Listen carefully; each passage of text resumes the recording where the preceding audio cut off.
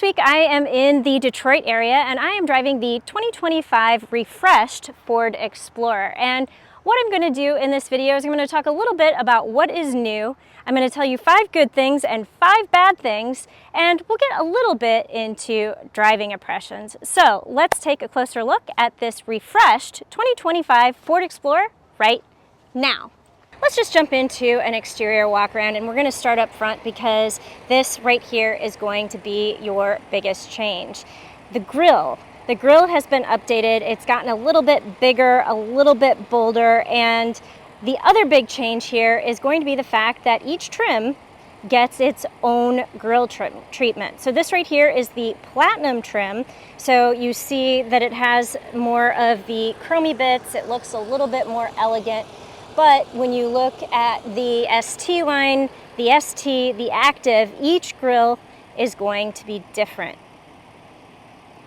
Moving around to the side, yeah, really, if you are familiar with an Explorer, this is not going to look different to you. The side profile is, well, the same. You do have wheel options now from 18 to 21 inches, and I will point out in the ST line, ST and Platinum trims, you do have the availability to get a black top. So you do have some two-tone treatment options that you didn't have before. You don't get it on the base Active, but you will get it on the upper 3 trims. Around at the back, the power liftgate has been redesigned a little bit. You have the Explorer letters that kind of go across the back here like that. Taillights are updated, but just a small refresh. You have to keep in mind this is not a next-gen vehicle. This is a refresh, so the exterior design changes, at least, are not incredibly significant. What is significant, however, is when you move to the interior. And I know I say this every time, but you're not allowed to judge. This is my driving position. And you know what? While we're standing here and we have a little light, this is the interesting treatment that Ford has done with the dark interiors. I don't know if you can tell from the lighting, but this is actually kind of a deep purple color.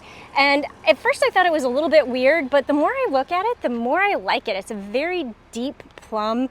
It's very rich and very luxurious looking. I like the stitching treatment that you've got and the quilting pattern here. Obviously you have the nice platinum badging, but this color, they are calling it Mojave Dusk, is just a really interesting new color for the interior treatment, and I'm just gonna say I like it. I like it. What do you think? Do you like it? Feel free to comment below. But let's keep going. Okay, so once you get into the interior of the vehicle, this right here is going to look very different. And I'm gonna pop the screen out a little bit so we get a better view. So you've got a 13.2 inch screen here, and this right here is a Google built-in system, which means that you have the Google Assistant that wants to help you even if you don't want it. So this has a Google built-in operating system, which means you've got Google Assistant, Google Play Store. There are some apps that you can download, and you can see they've downloaded some things on here. You should be able to do Waze and things like that and have it embedded in the system, Spotify, audiobooks, that kind of stuff. But you also have Apple CarPlay and Android Auto. So I really like the fact that they're kind of allowing you to choose your own adventure here, and you can use the Google built-in system, or you can use Apple CarPlay, or you can use them both. Now Ford is calling this the Ford Digital Experience, but that is really just marketing speak for Google built-in or Android Automotive operating system. So Google Maps, Google Play, Google Assistant, Google download things. So yeah, I like the split screen capability, and I like the fact that the map can fill out the full 13.2 inch screen. Now, something else new that you're going to see for 2025 on the Ford Explorer is going to be this right here, and that means you have BlueCruise availability, and that is the level 2 hands-free driving system that is available on highways in Ford vehicles. And so this will be available on the ST line, the ST, and the Platinum. So the only vehicle that you cannot get BlueCruise capability on is going to be the base active trim. Now, here's the thing. This will come with a free 90-day trial, free for 90 days, but if you would like to use this forever, you're going to have to subscribe, and it's either going to be a monthly fee of $75 or an annual fee of $800. Yep. Hands-free driving is a subscription. Now, should you decide from the outset, without ever trying it, that you would like to have BlueCruise, you can get a 1-year discount on your first year, and at the time of purchase, you can pay $700 for the subscription fee, and then you'll have to renew at $75 a month or $800 a year after that. Let's just pop into the back seat really quick and take a look at what is going on here. So this specific vehicle has captain's chairs, but there are bench seats available in this second row, so you can seat 6 or you can seat 7. And, you know, I mean, that's just going to be your personal preference, but, I mean, these seats, I don't know, they look pretty comfortable. I haven't actually sat in them yet. All right. I feel like a child. But you do have climate controls, and you can actually not only control the fan, but also the temperature. So I appreciate that, and you have heated seats. This is a Platinum trim, so you do probably have some more up-level things here that you're not going to see in your base active trim, but I really do like the availability of rear climate controls, and yep, you have your air vents up here. So quick look at the third row. You do only have 2 seats back here, which I definitely appreciate, because trying to fit 3 people in a third row of a mid-size 3-row SUV is tough. We'll just say it's tough. So I appreciate this. I like the fact that they give you extra hip and shoulder room back here, but let's see, I will point out, and we're going to talk about this a little bit more later. I'm about 5 feet tall, and yeah. Again, more to come. But you do have some USB ports back here. You have places to store some devices. You have a cup holder. And, hey, look at that. You have air vents. It is now time for me to jump into the things that I like and the things that I don't like on the 2025 Ford Explorer. So because I'm a good news first kind of person, yeah, we're just going to start with the like list. And the top of that list is going to be the 3.0 liter EcoBoost engine V6 that is in the ST trim. It's standard on that trim, and it delivers 400 horsepower and 415 pound-feet of torque, and it is actually a joy to drive. Now, it's not heart-flippingly fast, but it is very well done and has nice smooth acceleration, especially if you get this in the ST trim. You have some throatier response to the acceleration, and the engine just sounds good. Now, this engine is also available in the Platinum trim for a fee, but I didn't like it as much in the Platinum. I think I should probably tell you, of the lineup, the ST trim was my favorite, not only because of the blacked out appearance on the exterior and the kind of sportier interior, but that engine is really well done there. The steering, the suspension, you know, just everything, including the engine tuning, is just better in the ST trim. So if you're looking at ST versus Platinum, I would go with the ST. Flipping the camera around, I just have to say that I really think the Ford designers knocked it out of the park with the interior design. We already talked about the quilted patterning on this Platinum seats, but even the active trim level has some really nice soft touch surfaces and some really well done design accents. I love this tray for your phones. I think that was an amazingly well done, well thought out design feature. I like the materials. The materials are really good throughout the trim lineup. So we've seen the ST line, the Active, and the Platinum, and I have no complaints. Well, I have one complaint, but we'll get to that eventually. I have very few complaints about the materials that were used on the interior of the 2025 Explorer. I don't know. This, I think, was just a hard job to do, and I think they nailed it. And I know somebody's going to say, but can you see over this? Isn't this too big? It looks like it's tacked on. And okay, it does look like a tablet that's just kind of setting in a space, but for me, it works. When you pair it with the 12.3 inch display cluster here, you know, I think this works. And my visibility issue isn't this right here. My visibility issue is that I just wish the seat would raise up a little bit higher so I had visibility over the hood a little bit more, but this does not interfere with my sightline, and anybody who's taller than I am, like, they're not going to have a problem with this interfering with sightlines. And I actually like where it is because it's easy to reach, it's easy to see, and I don't know, I think that it was well done. So I like the design, I like the materials, and kudos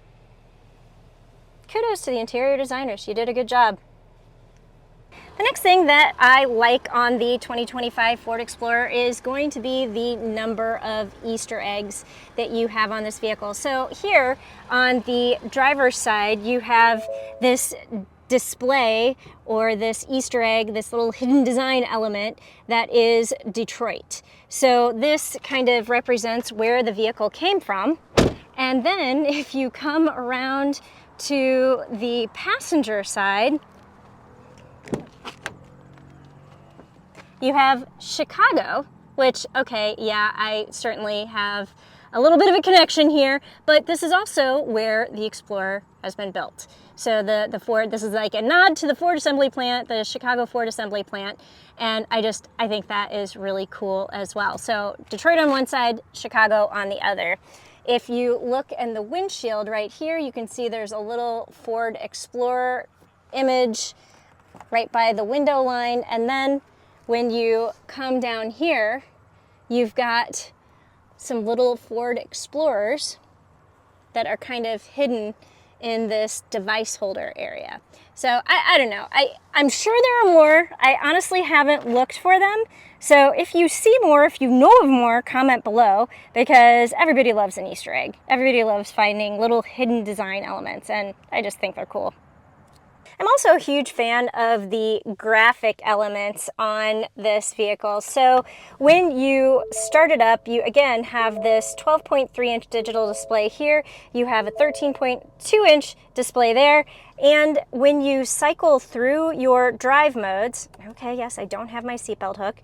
When you cycle through your drive modes, you have this really cool graphic animations that pop up behind the gauge cluster, and the gauge cluster behind the wheel, and I'm always going to be a sucker for those things.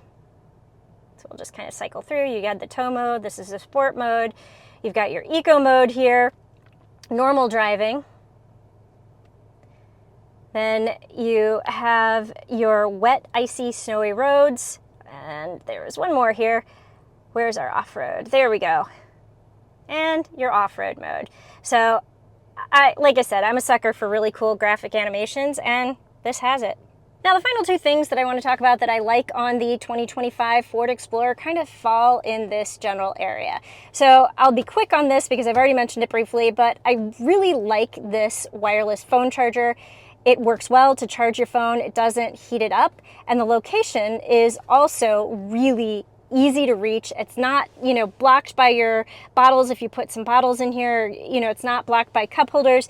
It's accessible, and it actually is functional and usable and charges your phone. So all of those are really good things. Now, the next thing that I really like is that every trim of the 2025 Ford Explorer is going to have standard heated seats. Now, because this is Platinum, you've got ventilated seats as well as your heated steering wheel, but base active trims will have standard heated seats, and that always makes me very happy, as do what I like to call marriage saving features, and that would be your dual automatic climate control.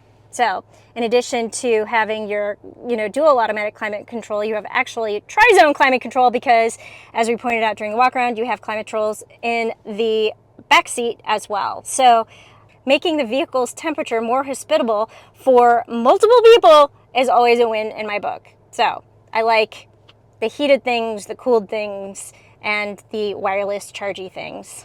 All right, it is now time for me to switch gears and move into the things that I did not like on the 2025 Ford Explorer. And you know what? I'm just gonna start from this position because there are a couple of things going on here that I would like to point out.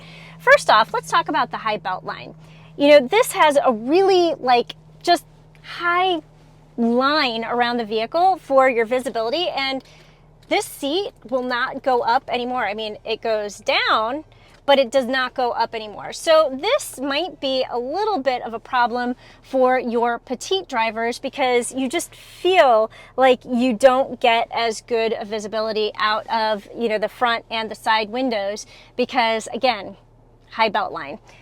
Now, this has the added effect of also making you feel a little bit closed in, and this just has, even though they've opened all this up, you just feel a little bit of claustrophobia because, again, the high belt line.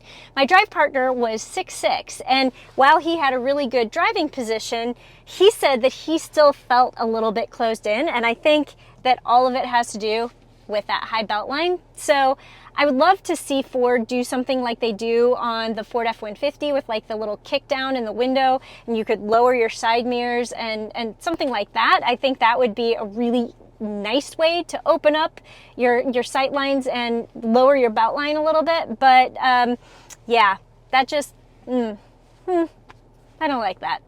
The next thing that I don't like is actually these seats. The seats in the Platinum and ST trim are, I mean, they're not uncomfortable, but they're not as comfortable as, get this, the base active trim. Both my drive partner and I sat in the Platinum trim, and then we went into the ST line, and then we went down to the active trim, and we were like, whew, these are actually really cushy, and they're very soft, and they feel good. So there's some trim materials that are different because, you know, this is leather, and then the seats that we were in the active trim were more of a leatherette, and base is cloth. But there's just something about these up-level seats that are just a little bit stiff and unyielding and not as comfortable. Now, I will say these seats also have massagers, so that's a yay, but how often are you going to use the seat massager, and is that enough to balance out the fact that this is just a little bit stiff and so seat comfort in the upper trims, so. Flipping the camera around, it is time to get back into some of the material choices. And yeah, this piano black lacquer stuff is not my favorite, and they put it in the up-level Platinum trim. I think you also see it in the ST trim. Now, I want to say the ST line and the Active use more of a matte black finish around this area, and I like that a lot better.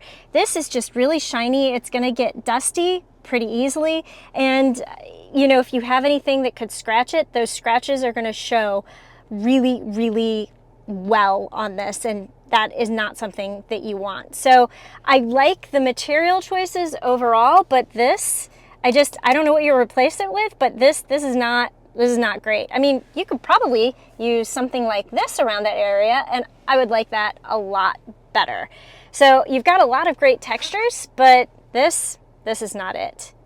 The other thing that I don't like is also going to be in this area, and this right here, it just feels a little bit flimsy. I opened this and closed it in all of the different trims that I was in, and every time it just felt like I was gonna break it when I was like shutting it, and it just sounds kind of cheap when it closes. I don't know how you do this any better, but I don't know. I think that is very breakable. And that kind of goes along the same lines with this. Like, this just feels like a little bit plasticky and cheap in some of these areas here.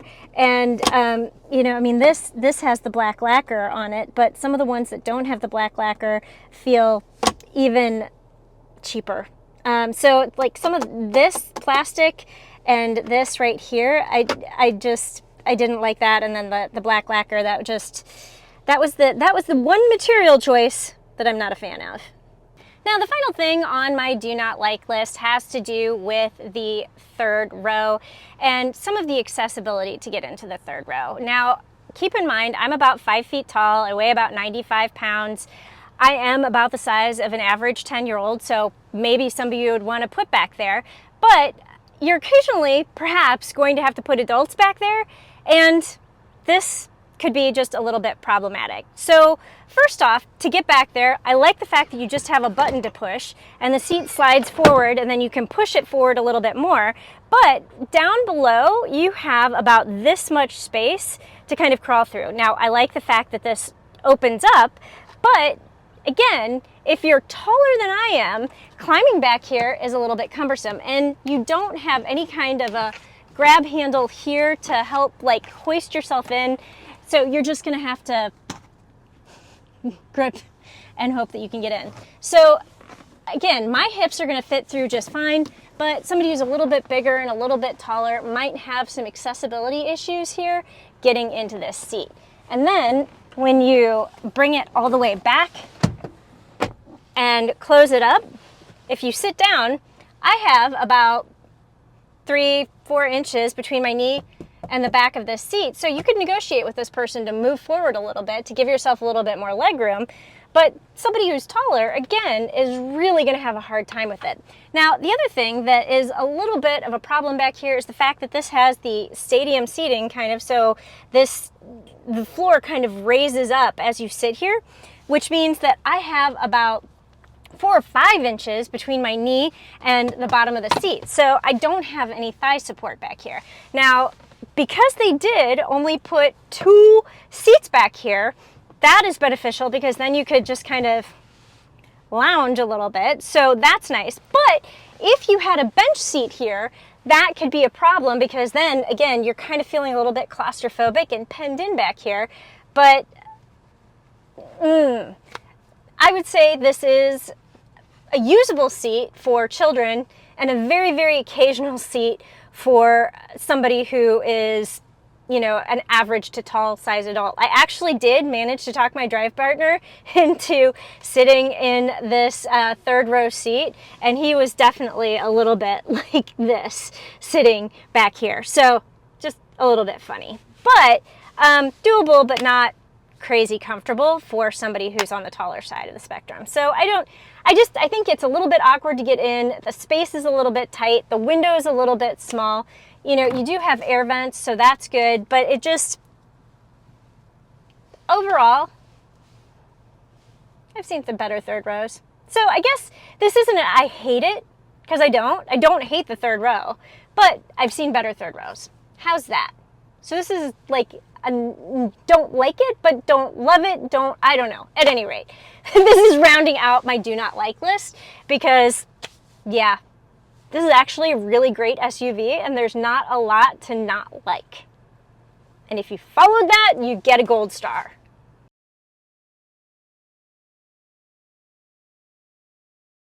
All right, this week I am sitting in a Ford Explorer 2025 model year, and I have my friend Bengt sitting back here. And tell everybody how tall you are. So I'm 6'6", and a very long-legged 6'6". So this is how we look sitting here, like just if you were looking at us. But yeah, you have to see what's really going on back here. I can fit back here pretty comfortably, but yeah, just a second. So this is my leg room right here and my foot room, and you can see I probably have about 3 or 4 inches between my knee and the back of the seat, and this is in a pretty far back position. But Bengt, on the other hand, I have to really reach back to be able to get him entirely in the frame. You know, his knees are hitting the back of the seat very much, and his legs are very much popped up off of the back of this. And yeah, you don't look comfortable. It could work going out for dinner, but I'd be serious, like literally hard pressed to do much more time than that. Yeah, so the reason why I often say I'm the size of a 10-year-old is because I'm not a normal person who would be in the back of an SUV, but Bengt isn't actually normal either because he's on the other side of the spectrum. But yeah, so now you have like the tallest guy and the shortest girl sitting in the back of the Ford Explorer, and yeah, that's what it looks like. Now, before I close out this first look review of the 2025 Ford Escape, I just want to give some brief driving impressions, and I'm sorry, I'm not doing it while I'm driving, but we are in a locked down area where to get back here, I had to actually cover up the camera on my phone. So, yeah, you get static me talking about driving impressions. What I want to say is this is a very comfortable, solid, planted, but heavy vehicle. It doesn't completely drive boat-like, but it definitely has some boat-like characteristics. Now, the really interesting thing is this area where we are, they set up an autocross and they put us out there in the ST trims, and it was a lot of fun. It handles the tight corners really well, and it has some nice fast acceleration, and that exhaust note is just lovely in the ST with the 3.0 liter V6. So I think this is comfortable. I think this is going to be a great family vehicle, especially if you're just putting kids in the third row, and it is really nice for long stretches over roads that may not be incredibly smooth. So we were on a lot of dirt roads today. We did a little bit of off-roading, and we were on some Detroit roads that are, you know, kind of potholed. And this just handled it really well. And the overall interior quietness while we were on some of those rougher roads was just really nice. So they did a great job with the materials, and they did a really great job with the sound deadening quality of this vehicle. So overall, I think the changes that they've done to the 2025 Ford Explorer are really well done. And I don't know, if you're looking for a family vehicle, why wouldn't you look at this? But maybe look at the ST trim.